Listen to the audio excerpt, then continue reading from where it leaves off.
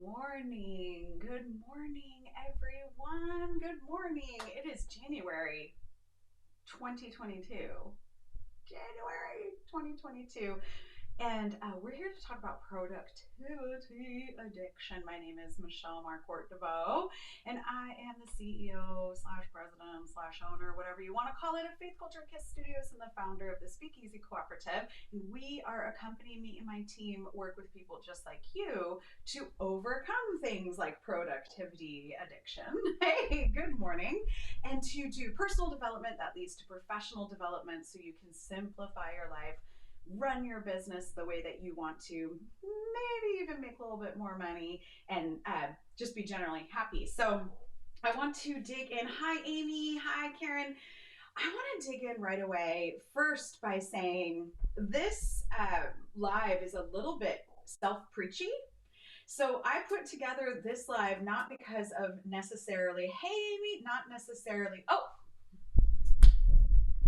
duh. Thank you, Karen. Is that much better? Thank you, Karen, for reminding me. I haven't been using my microphone. So anyway, I put this live together really for me. In 2021, there was lots of upheaval. Obviously, in 2020, there was lots of upheaval. But for me and my team, we did so much in terms of support of other businesses. Hey, Kim, during 2020 and 2021. Hey, Rachel, that we became in a cycle of just getting stuff done. So our role, how we saw what we were supposed to do in the company was to uplift other music professionals, voice teachers, singers, all of that during this kind of hard, what are we going to do around COVID thing. And we became to just do and do and do and serve and serve and serve and show up and show up and show up. And so something, when my father died in September, that kind of put the brakes on everything, as I knew it would. Hello, Lishan. And from there, I kind of started to say, okay, now everybody's kind of getting used to the shenanigans of COVID. Everybody's kind of making their decisions about how they're going to handle it. Different governments are doing different things, and we're kind of just moving forward in this kind of nonsense. I need to slow down because I'm at a place where I'm putting so many of my feelings inside of productivity. And as I was teaching about productivity, I would want to practice what I was preaching, right? So I would put into practice all of the productivity hacks. I would be, I'm a huge fan of planners, by the way. Like, don't get me wrong. This is not about don't be productive at all. But, yes, definitely, MJ, feel your feelings. But I was in that place. And so I decided, you know what? This year, 2022, I'm going to go rogue, and I'm actually going to pick a word for the year that seems completely counterintuitive to getting anything done. And my word of the year is unproductive. And we're going to talk about productivity addiction today. It's kind of a colloquial term. It's not an official thing quite yet, even though there are some studies around it. And then we're going to talk about groundedness. And I'm going to introduce you to the work of Brad Stolberg, who is an athletes coach and a high executive coach. You know that I do a lot of crossover work. I love to bring information and data from all these different modalities outside of the music world, and then I marry them into those music themes so that we can be brighter stars and that we can shine in the way we are intended. So this live is really close to my heart because it's kind of to me. Right? This live is to myself, and then I'm sharing it with you as well. And I hope that you get the same kind of love and the same kind of peace from what I'm going to share with you today. That's just a little bit of taste of the research that I've been doing over the last 6 weeks, and that is going to guide my 2022. So let's jump right in. Okay. Let me make sure that you're in the comments, letting me know what you need, asking questions. I'll be checking the comments for, questions throughout the live. Tell me where you're from. Tell me why you're here. What made you want to show up and learn about this today? So here we go. Let's talk about addiction. So what is addiction. A person with an addiction uses a substance or engages in a behavior for the rewarding effects. It is a compelling need. There is something that feels like it's a good thing, positively incentivized, and therefore repeat the activity so much so that it can become detrimental. So again, addiction is when we use something that isn't necessarily awful to solve a problem. We get fed off of that solution or that perceived solution, and then we do it over and over and over and over again, despite detrimental consequences. So what does that mean in terms of productivity? Well, productivity addiction is when a person's unable to turn off, right? Because that cycle of reward, doing, has produced a benefit. It worked, y'all. It worked. And by the way, there is a study out of Harvard that says that people who start new things and have this productivity addiction, they do succeed. And it takes 2 to 3 years for that success to all of a sudden turn into burnout. So that's why it's a little bit like, because you're doing and it's working. It's solving the problem. It's doing what you need it to do. Then it becomes the addiction when it starts to become equivalent to value, your personal worth, and it becomes addiction when you're doing it to detrimental consequences. So your detrimental consequences may be different than mine. That might be maybe time away from your family. Maybe it's you're always scrolling on your phone, any of those kinds of things. And when you remove that productivity, you start feeling feelings of anxiety, depression, fear, lack of self-worth.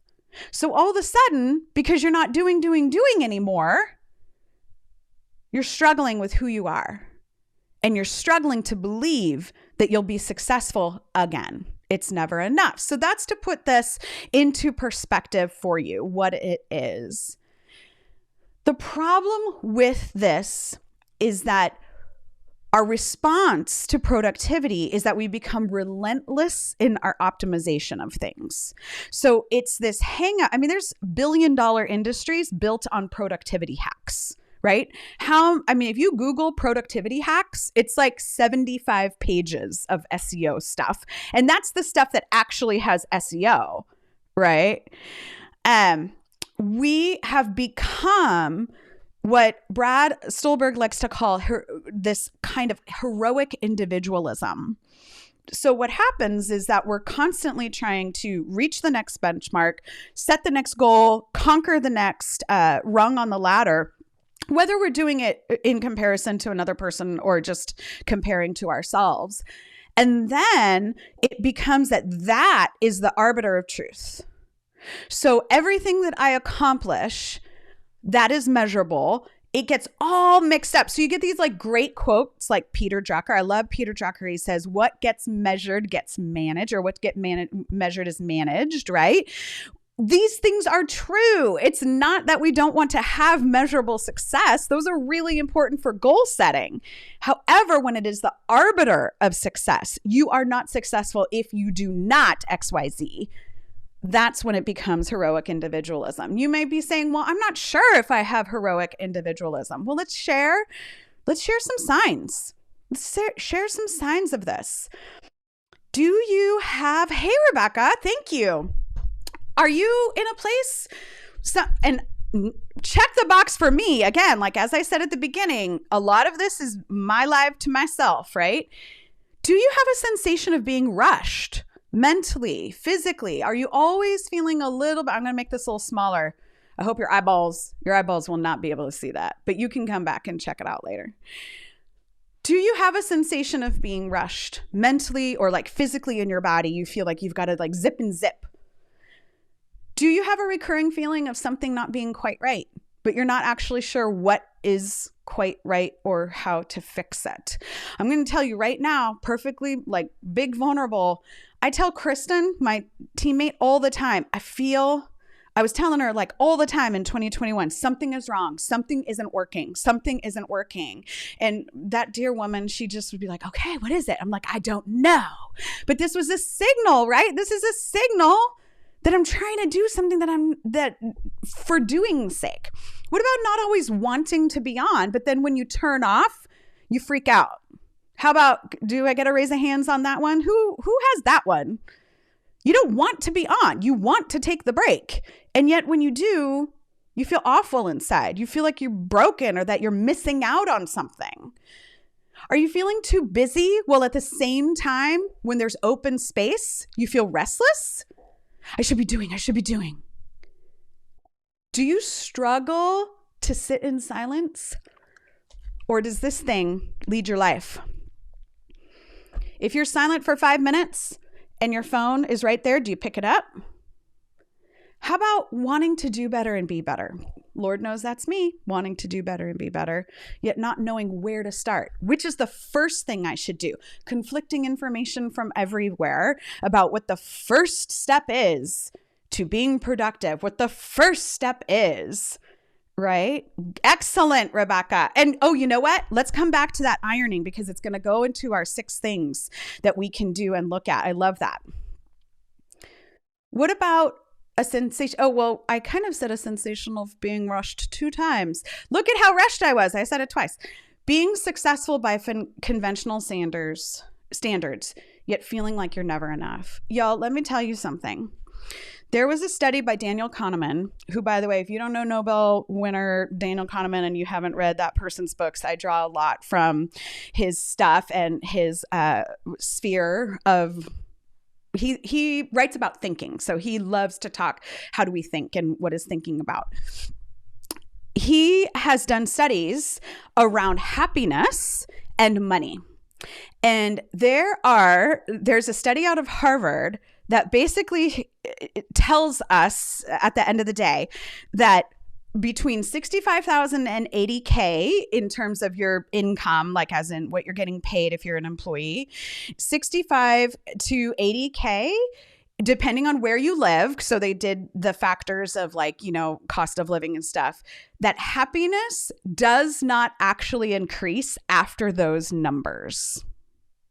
That those are the numbers that the happiest people kind of sit at, and that there's no change in happiness factor after those numbers. And I have a guess that it's because those numbers are the numbers that we have that meet our needs, right? Our Maslow's needs are met. And now it's just, are you going to be happy or are you not going to be happy? You're going to be restless or are you going to be content, right? So that's kind of an interesting thing to pull in here too, and to pull that thread as well.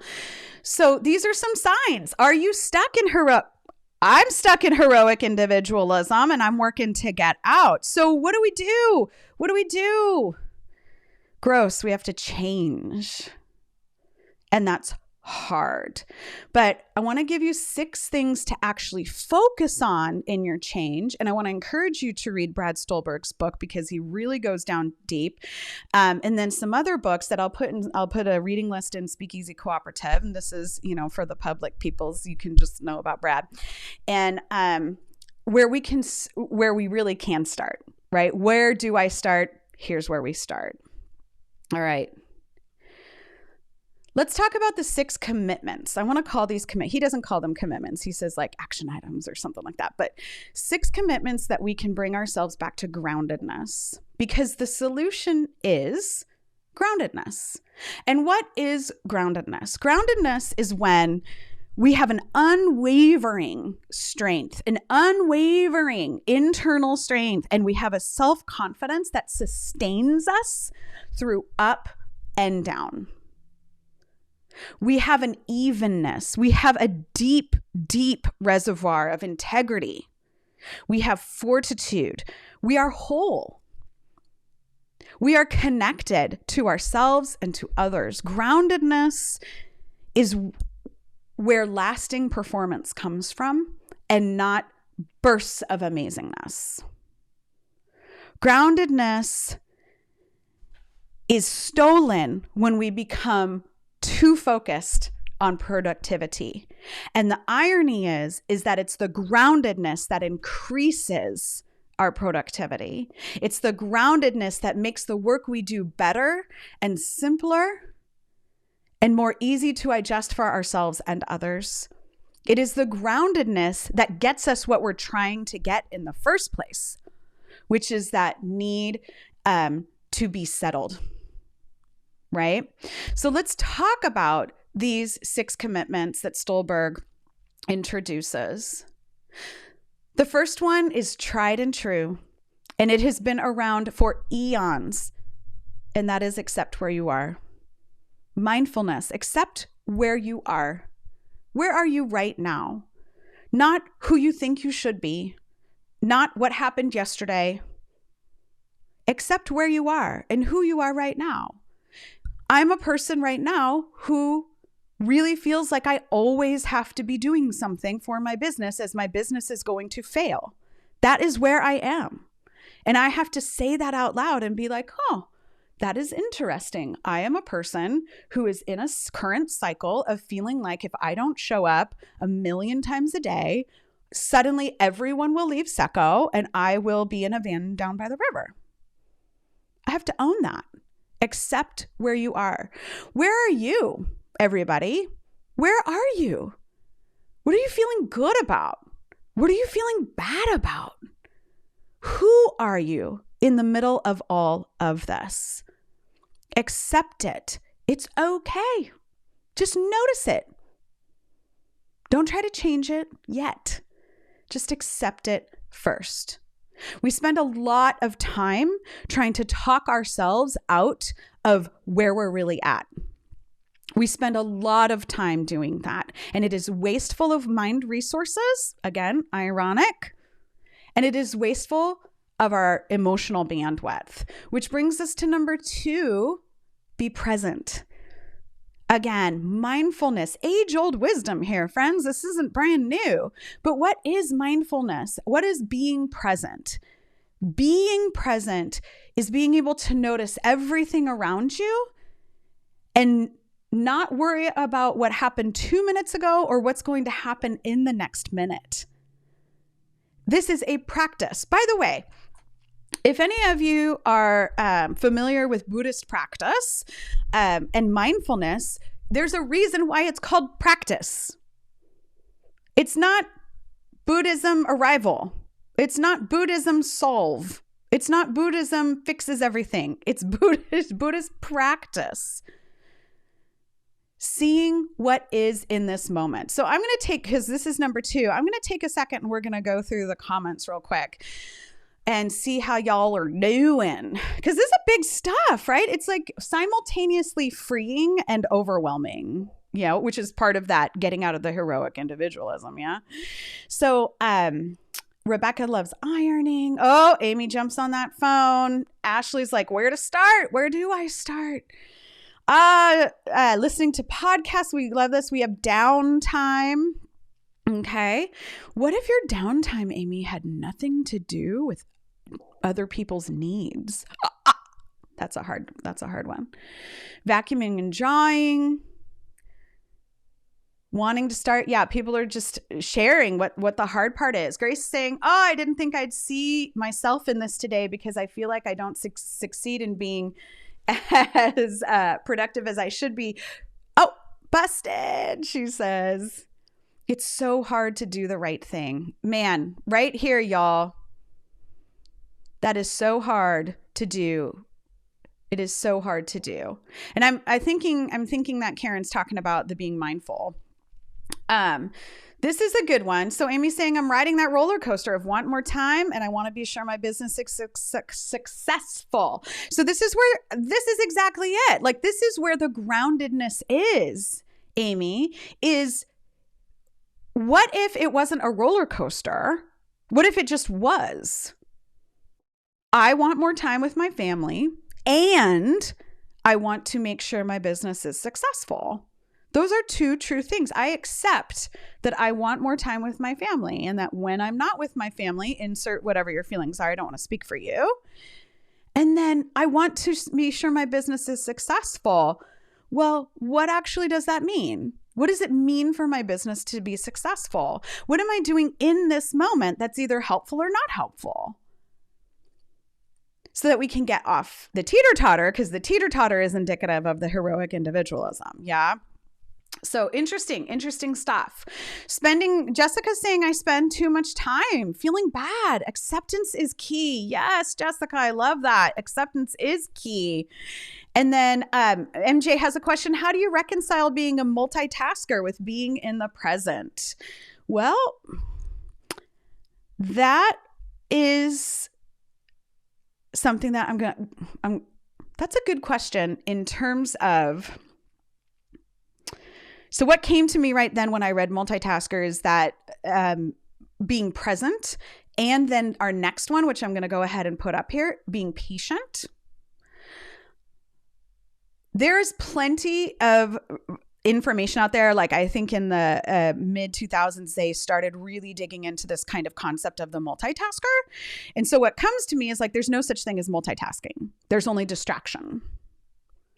So our whole entire world is kind of set up to distract us.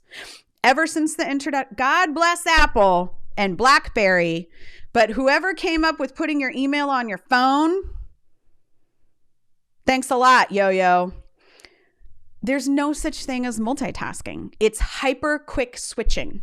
So it's getting distracted and then getting distracted and then getting distracted and then getting distracted, right? Now, some of the time you can't help that. So when my kids are home and I'm working, I will not be able to get things done in the same way. So guess what I have to do? I have to accept where I am with that instead of, oops, I'm going to go ahead and get rid of MJ. I have to accept where I am with that. And then I have to be patient, right? So something just to consider, MJ, is are you really multitasking or are you getting distracted? And again, this is a little bit of what we would say is a neurotypical conversation. I think it works different with people who are neurodivergent whose brains just automatically do that. But there are still hacks that we can do in terms of, not hacks, but there are like tools that we can use to help us be intentional about the hyper switching when we do get all around and about. But I think maybe figure out what exactly is on that list in terms of multitasking and ask if it's really true like you're really having to get multiple things done, or if you're just not giving yourself the patience and the presence to do what you need to do, and then drawing boundaries around your time if it's something that you don't actually have to get distracted by in the moment. I think that's hyper personal. So that's just kind of my stab in the dark on that, MJ. Yes, things are practiced. Okay, I gotta move on. Yeah, it looks like we've got some confirmation that multitasking is that myth. So Amy is saying, I spend so much time feeling like everything I do is not enough, that I struggle to meet my business needs with confidence or energy. You are 100% heroic individualism, my love. So that's why let's work on that acceptance. Let's work on being present, being patient. Okay, here is the fourth thing. And this is a toughie. Embrace vulnerability. So what does this actually mean? In order to develop genuine strength and confidence, we've all read Brene, showing up authentically is important.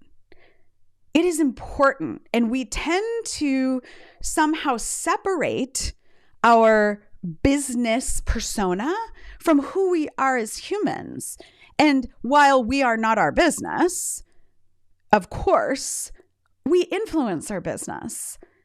Who we are online can be in alignment with who we are as we run our business and who we are when we're with our family, right? Obviously, our personalities morph and change depending on who we're with. There's plenty of information out there that you can read about that as well.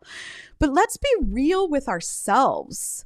You have to embrace vulnerability to yourself and say, this is what I'm good at and this is what I'm not good at.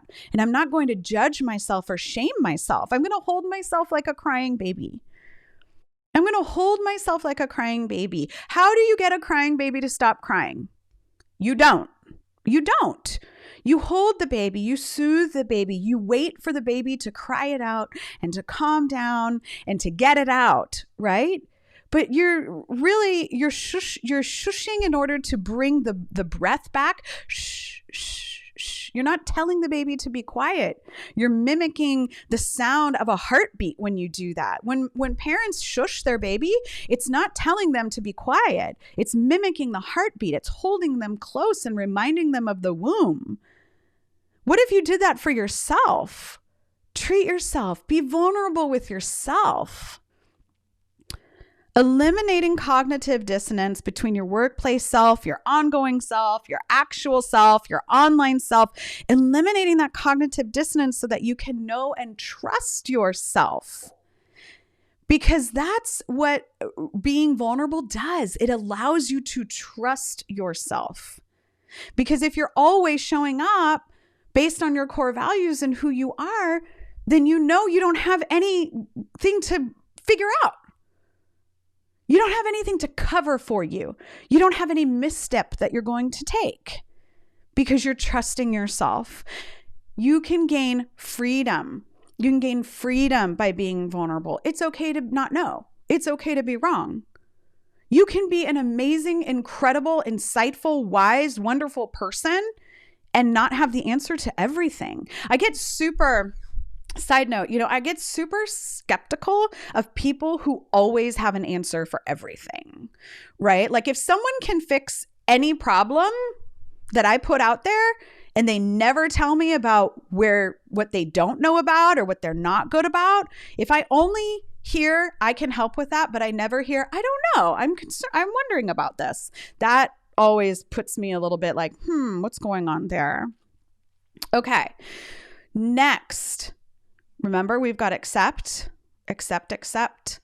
be present, don't zoom and patient, don't zoom forward or back.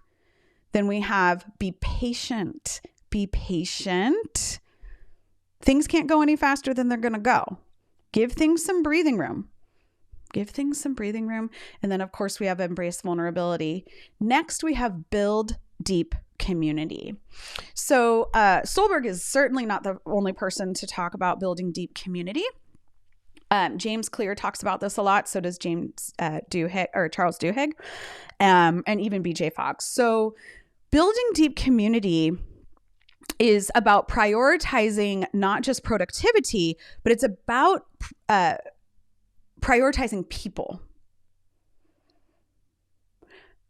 It is very easy to get so wrapped up in tasks that you forget the humans around you, that you forget that they're real people doing real things, having real feelings. And deep community is a place where you can immerse yourself in support. It's a place where you can immerse yourself to be held. When you can't hold yourself like the crying baby, other people can hold you like the crying baby, right? Deep community is also a place where you get honest feedback. So honest feedback is where someone will say, I love you, and also I think we need to do this a little bit different. Honest feedback is a place that says, I care about you and I don't agree, and we're still in space together. Honest feedback is built, or deep community is built on the trust and the vulnerability that we have when we're present in real time with people. And it is extremely grounding to know that you are not alone. Prioritize people over productivity, always. And lastly, this is the one that I'll just be again, embrace vulnerability, totally honest with you. This is the hardest one that I know to be so true. I know that it's the truth, and it is the hardest one for me to embrace, and that is move your body. Again, we're going over 6 commitments that bring ourselves back to groundedness. Move your body. So this can be a trigger issue. It's a trigger issue for me because all through my life, moving was inherently connected to weight loss. Right? If you moved, it was because you were trying to get skinny. You didn't move out of the joy of movement. And what's so great about what is good about 2021 and today's kind of zeitgeist is that we're moving away from movement. I exercise 2 hours so that I can eat this, cookie or whatever. Bye, MJ. Watch the rest later and let me know. Right? When it's been so connected to diet culture, this is the hardest one for me. But y'all, let me tell you, Rebecca's here too, and I think she can speak to this as well. So I'm a distance runner. I was a distance runner for a really long time. And half marathon was my distance. I've run over 13, 14 half marathons. And what happened was I ran a marathon and I hurt myself. And I haven't run since. I've walked and I've kind of like hobbled, but it's never fully recovered. And so I have stopped moving my body regularly in a training situation. And I feel it, y'all. When we move our bodies, there is chemicals that go through our bodies that release stress. There have been studies that show that it releases tension, and we're not talking about going and I know I just talked about being a marathoner, but that's not what I'm talking about. I'm talking about going out there and like suddenly becoming like this, like strong. Please, we're not doing that. We're talking about just incorporating movement in your day, right? It clears your head. It literally reduces stress. So they did this amazing study. Y'all, I want to tell you about this study. I'm going to read it so that I don't screw it up. Oh shoot, I lost my page. Okay, I'm probably going to screw it up then. But what they did is they did this incredible study where they took stressed out college students, and they had the one group do the exercises and just walk and move their bodies, get up in between, like in tests, they would get up and let them move and like all of this. And then they had the other group of people who kind of just lived their life with, relatively sedentary and like classes. And then they measured their stress levels and like their chemical, and they did like the brain scans. And the movement people were able to handle significant amounts of stress and significant amounts of discomfort. And this is what moving our body does for us. Okay. So what moving our body does is it primes us to be grounded in discomfort and trust that we are safe when we are feeling it. If you have ever worked out and it's been uncomfortable and you've pushed through, you are getting more grounded. You are teaching your body that in a moment where it doesn't feel good, you are safe. And so when we move, in addition to just getting that blood pumping, we know that active movement is like one of the number one contributors to not having dementia or Alzheimer's. So interesting. But what we're doing is when we're moving our body, and again, this isn't like go and work out for 7 hours tomorrow. This is just, tie your shoe from standing up, right? Instead of sitting down. This is do 10 jumping jacks after every voice lesson that you have. This is like get a hula hoop in your office kind of thing. We can start there. But that when we move and we let it be a little bit hard, we are teaching ourselves that we can push through. And this is the somatic part of this. By the way, talk about drawing from all these other fields is when you look into like trauma relief and you look at healing from trauma. There are so many somatic therapies when we're talking about the way that we can move our bodies, when we're talking about that mind-body connection, there are so many body-based trauma healing therapies telling our bodies that something different is happening, that we're safe when things are uncomfortable and when we're present, right? So that's really cool. And obviously, I'm not a therapist, so you should do that with your therapist and not me, but this is real. Move your body. So what is the irony of all of this? What is the irony of doing less is that in order to become, we must do, right? Yeah. So somatic nervous system regulation. Thank you, Rebecca. So is hearing health. Daniel is saying hearing health. Those with hearing loss are more prone to dementia. This is to start wearing hearing aids before you think you need them. Interesting. I did not know that.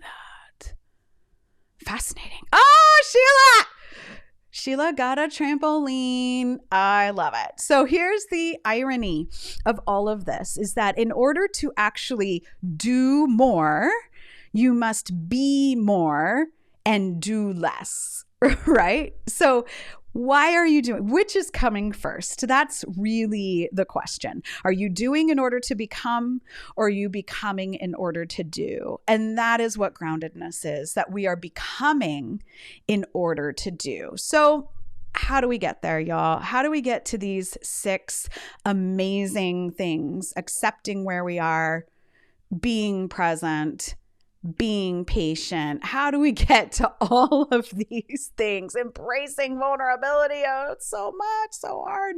Building deep community. Over my face.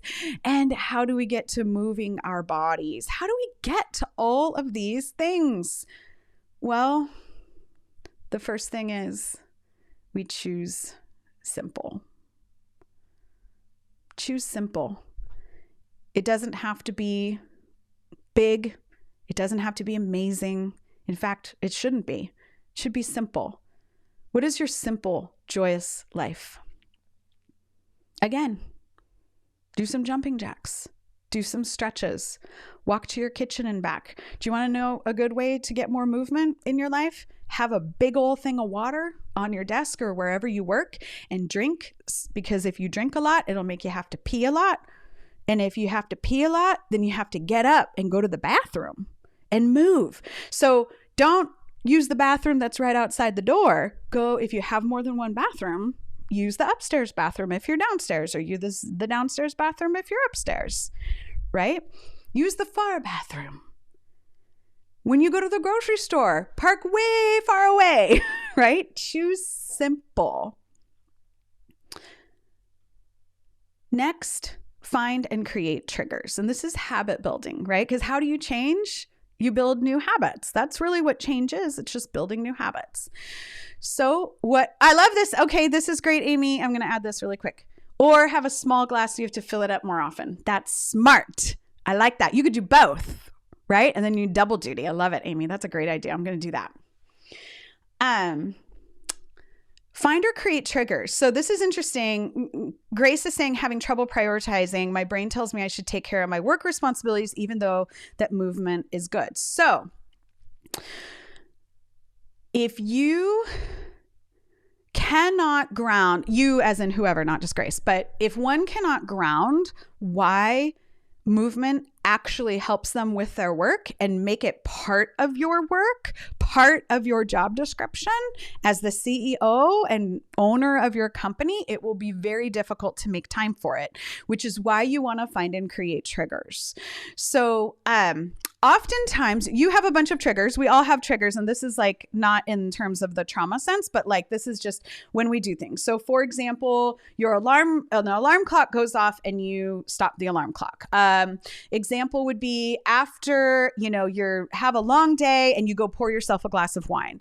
Another thing might be you get up first thing in the morning and the first place you go to after you pick up your phone is the coffee maker, right? Like there are all these things that like happen before you do a thing. And what you want to do when you're incorporating a new habit is you want to find or create a new trigger.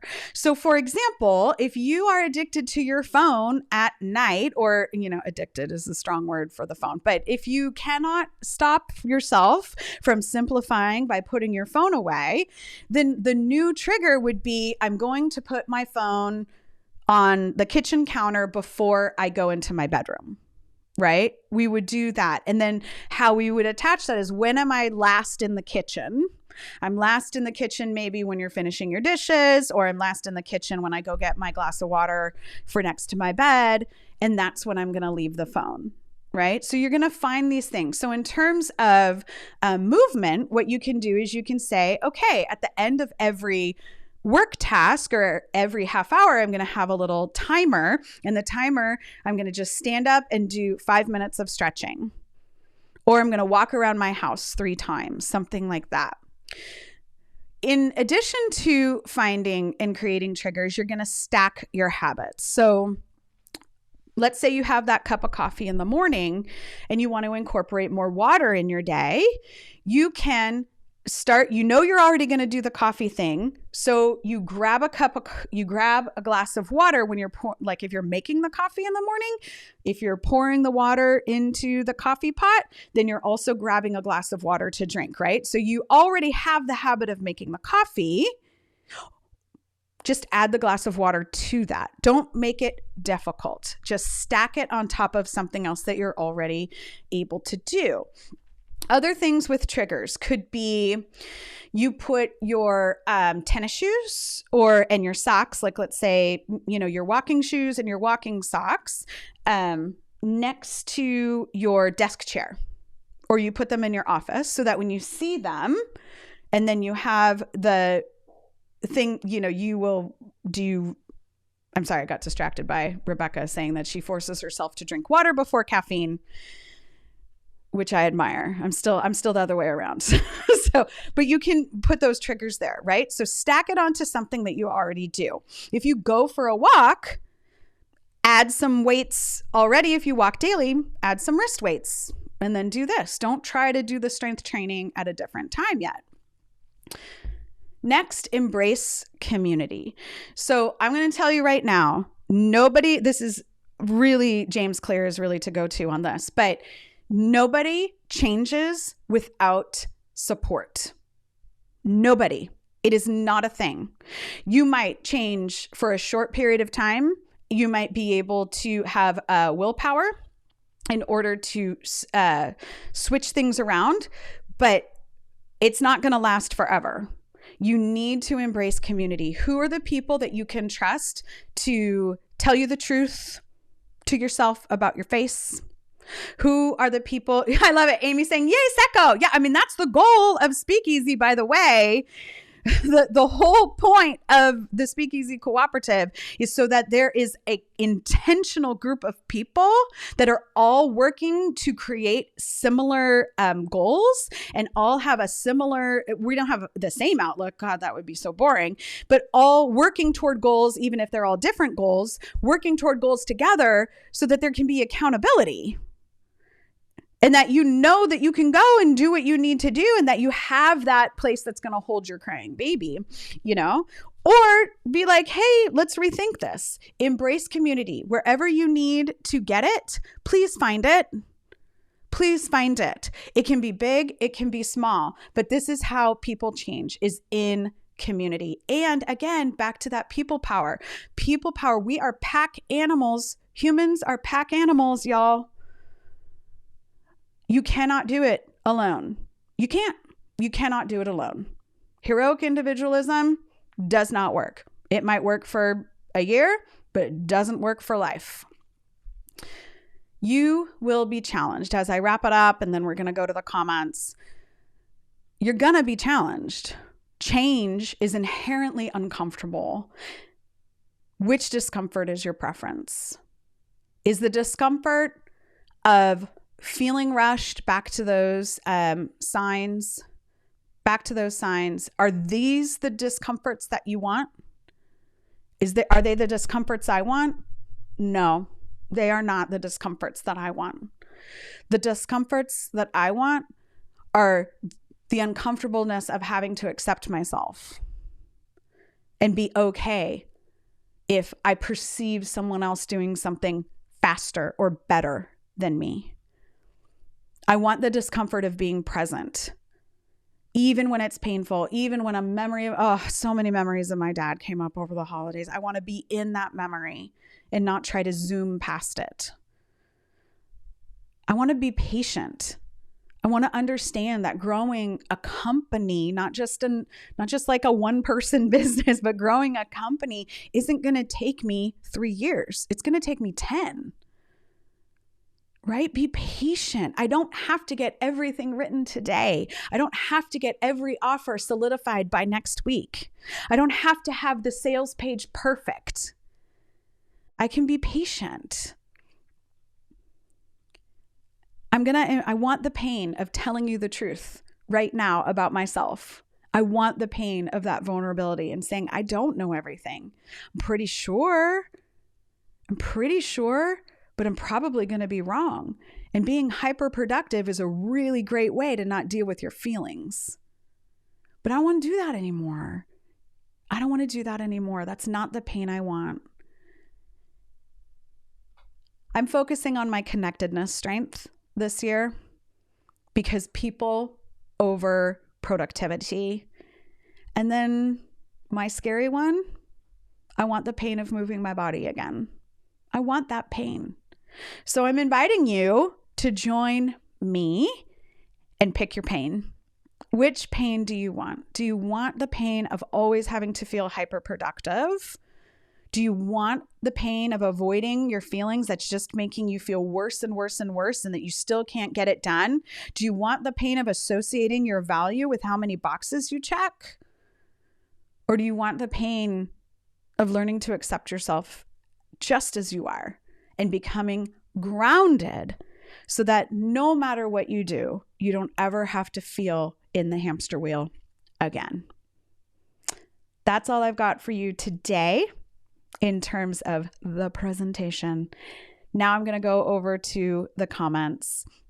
Y'all, if this is something that you know someone, I don't care if they're a music person or not. I'm not interested in that right now. I'm interested, are you a person, any person who might need to have this and walk through this? Please share it with them.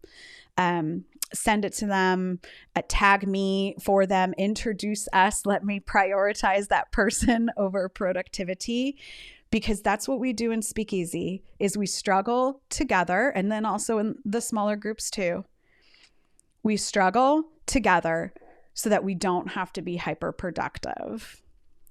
Okay, let's go back over here. End scene. Okay. Hearing health, somatic nervous system.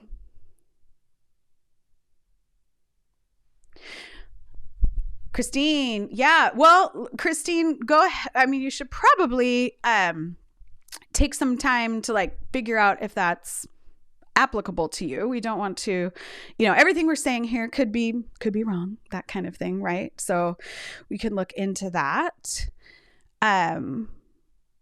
Grace is saying, we talked about that. So Grace, how would you like to prioritize that? What do you want to connect it with? What small little movement thing can you do? I will say I did do 2 years ago, I bought a standing desk as a gift to myself, and it really has been helpful. I mean, if any of you have been on a call with me, you've seen me up and down and just getting up and moving around. I'm standing right now, it's been very, very helpful. So get a standing desk, go ahead and invest in that. Love this. Amy puts on her active leggings first thing in the morning. Yes. So she can pop on the yoga mat. That is a great trigger. That is a great way of creating triggers.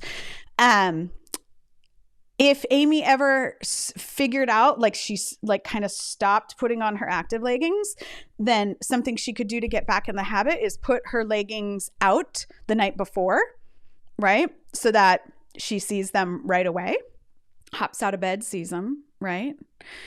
Yay, Seko. I agree. Yay, Seko. Christine, yep. Water before wine, co-working cohorts. Exactly, Amy. You're spot on. So, I love this too about, affirmations recorded in my own voice. This is great, y'all. Look at that. Affirmations recorded in your own voice. That's a great idea, Rebecca. I love that. Awesome. Hard to move past the pain points that are familiar. Absolutely. Absolutely. Well, and it's interesting because talk about how psychology and voice work together. How many of us who teach music or who teach any sort of music or voice, we don't even recognize what we could be doing motor skill wise differently. We don't even notice it because we're just ingrained in that physical habit, right? We see this when my husband's a running coach. And so he often talks about how people will say, that's not right. That doesn't feel right. It doesn't feel right in my body to run like that, even though it's more ergonomic and safer for the body. And it's because that it just becomes so ingrained. This is the habit. Familiar equals safe. which is what you're pointing to here, Kim. So I would say maybe familiar doesn't necessarily mean safe, right? So what if we change, here's a big one. What if everybody stopped needing to be safe all the time? And I'm not talking about like actually physically safe.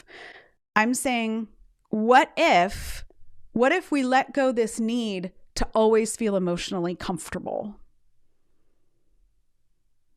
How would that change us? How would that change us? Yay. I'm so glad it helped, Jama. No, you should not be.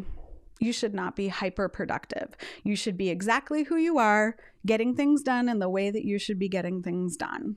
Absolutely. I don't know what Rebecca was referring to on the habitual trauma bonds, but I can guarantee that that's a thing. So Grace, spouse is very good at exercising. Yay. So I'm always following this load. Yeah, do it. Get that body moving. To the point of body movement, something that's going to help me have it, I already have it on a little post-it note, is that it is in my job description to move my body. Because if it's not because I cannot do what my job description is if I am stressed out. If I'm stressed out and I feel overwhelmed, then nothing happens at all, right? And so it has to actually become part of my work day. And I think something that I have not been very good at is that I don't make moving my body part of my work day. I make it like the extra thing, the thing that you do before work or after work, because that's what larger culture kind of has to do when they're employees. But as the owner of my business, I'm in charge of my schedule. And so therefore, I'm going to start making movement part of my work day when my kids are at school. So I don't have to worry about them or any of that kind of thing. And I'm going to see how that works. I'll keep you posted. We'll see. Amy, thank you so much. Thank you. It's a lot to process. So have a great rest of your day. I don't know what else. Yes, it looks like we're talking about, trauma bonds. Yeah, we used to have yes. We used to have a word for this back in my old toxic Jesus days, and that was soul ties, that kind of thing. Healthy, they're unhealthy for us, and we return to them because they're comfortable. Yep, addiction is one of those trauma bonds, right? Addicted to productivity. It's a trauma bond. Being addicted to productivity is a trauma bond, right? So very good.